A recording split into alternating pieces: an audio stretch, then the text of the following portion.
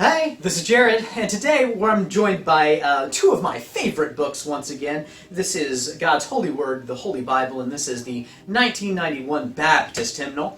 And today we're going to be talking about a little thing. We're going to be talking about several things. One of those things is a concept in popular psychology right now that has kind of become something of a focus point for us, and so we'll be talking a little bit about that. We'll be relating it to Scripture and what God has to say and what God is trying to teach us about our own psychology and about the workings that are happening on behind the scenes in this world, as well as we're going to be relating it to one of my favorite hymns, and just as a preview, it's number 320 if you want to look ahead in your books, right? But let's just go ahead and get right into it. I've been thinking a lot about something as the stories and things are unfolding before us here in 2020. I've seen a lot of jokes and a lot of things about how this is just Jumanji. 2020 is just who opened Jumanji, who opened Pandora's box. You've heard that a couple times. They're mostly memes and jokes online and about how whoever scripted 2020. You've heard this one, I bet. Whoever scripted 2020, season 2020 is too unreal. It's too on the nose. It's too unrealistic. Who would have thought, pandemic, murder hornets, riots, and all this other stuff that's going on? Who would have thought, all of this? It's too on the nose, whoever's scripting 2020 today. But I'm here to tell you that there's something else going on in this world today. And it's the same thing that's always been going on. It's the same thing that's been plaguing us since the beginning of history, that mankind has been dealing with forever. And I'm sure you know what it is. And it's the enemy. The enemy is targeting us in this time, and it's targeting all of us, every single one of us, as it has for forever, right? Since original sin, since the Garden of Eden. We've been targeted by the enemy, and today is no different from that same targeting. It just seems to be taking on some different forms, but the essence, the core, the root of the issue is always the same. It always comes back. And so we're going to be taking a look at that, and I've been thinking a lot about that here as I've been reading my Bible. I've been reading through Exodus recently because of the things that are going on. I just wanted a historical view and to hearken back to some things that have gone on in the history of the church and the history of the Hebrew people, the Israelites, as they were later to be called. And I was struck by this passage out of Exodus 5. If you'd like to turn there with me and read along as I read out of the ESV, this is Exodus 5. You know what? I'm just going to go ahead and start in, how about verse 5? You could start at the beginning of this in verse 1, but I'm going to start chapter 5, verse 5, just for funsies. And it says, "And Pharaoh said, Behold, the people of the land are now many, and you make them rest from their burdens. The same day Pharaoh commanded the taskmasters of the people and their foremen, You shall no longer give the people straw to make bricks, as in the past. Let them go and gather straw for themselves. But the number of the bricks that they have made in the past you shall impose on them. You shall not by no means reduce it, for they are idle. Therefore they cry, Let us go and offer sacrifice to our God." Take a look at verse 9. "Let heavier work be laid on the men, that they may labor and pay no regard for lying words." Let me read that again. This is Exodus 5, verse 9. "Let heavier work be laid on the men, that they may labor at it, and pay no regard to lying words." This is the Word of God for the people of God. And so, here in Exodus chapter 5, you'll notice that Aaron and Moses are going before the Pharaoh, the king of Egypt, and they're asking this they're really saying the thing that God has asked them to say to Pharaoh, which is, "Let my people go." You've heard it over and over again. They go to Pharaoh over and over again, and the demand is always the same. Let my people go. This isn't Moses' demand. This isn't Aaron's demand of Pharaoh. It's God's demand through the mouthpiece of Aaron and Moses, especially Moses, to the Pharaoh. And so you'll notice the demand is always the same. Let my people go. In this particular chapter out of Exodus, let my people go is accompanied by another a statement, an ask, a question. They say, let my people go, commands the Lord. And Pharaoh says, no. So they say, you know what?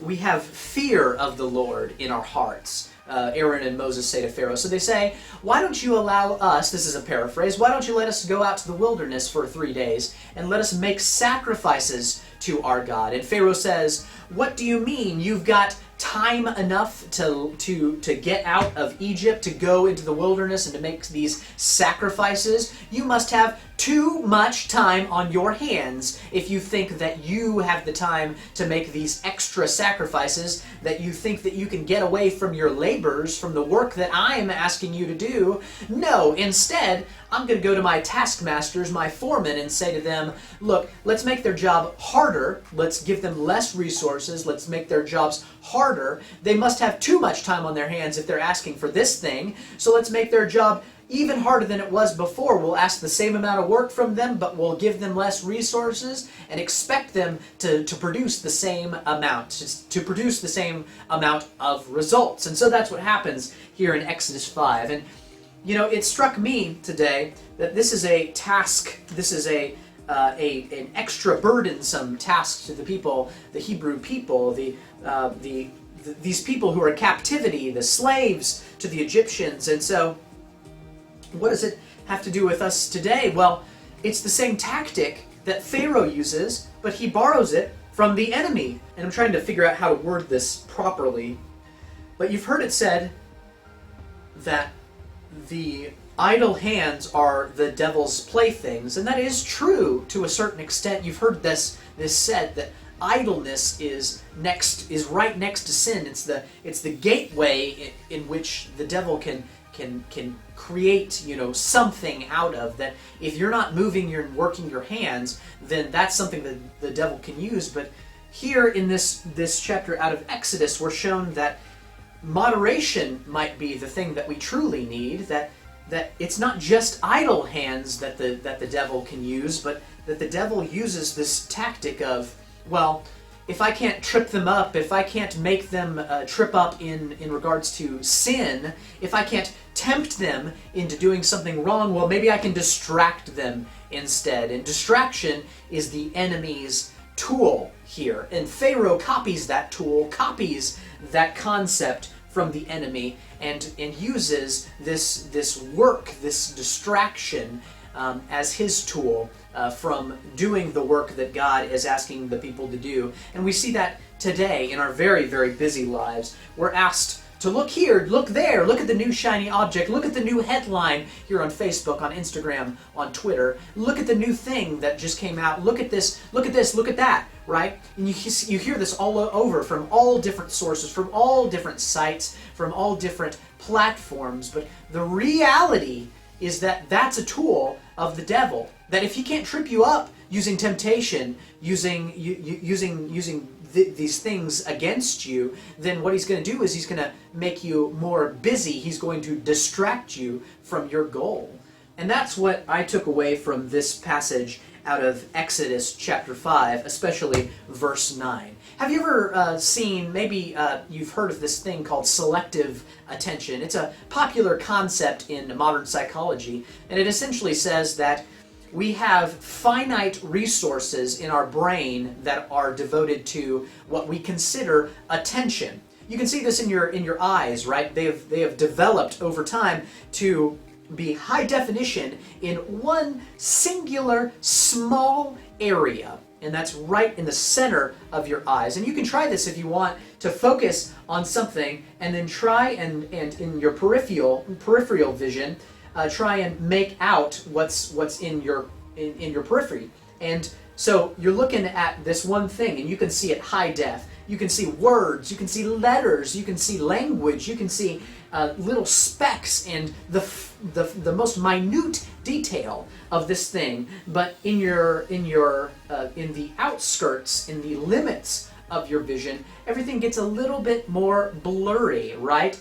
Instead of seeing full colors, full details, you see blurry shapes. And I'm trying to do that right now as I'm looking over here. I'm looking at a coffee mug and going, wow, I can see the flecks, and I can see the amount of shading. But I'm also, in this side of my vision, looking at an ivy that I have in this office. That I can see the ivy and the green of the ivy, and I can see it perfectly when I'm looking at it. But when I'm looking over here at the coffee cup, well, that shape becomes a little bit more unformed, and the color becomes a little bit more dull, and I can't see it very well, especially since it's not moving. We've developed to focus on movement, especially over the years, right?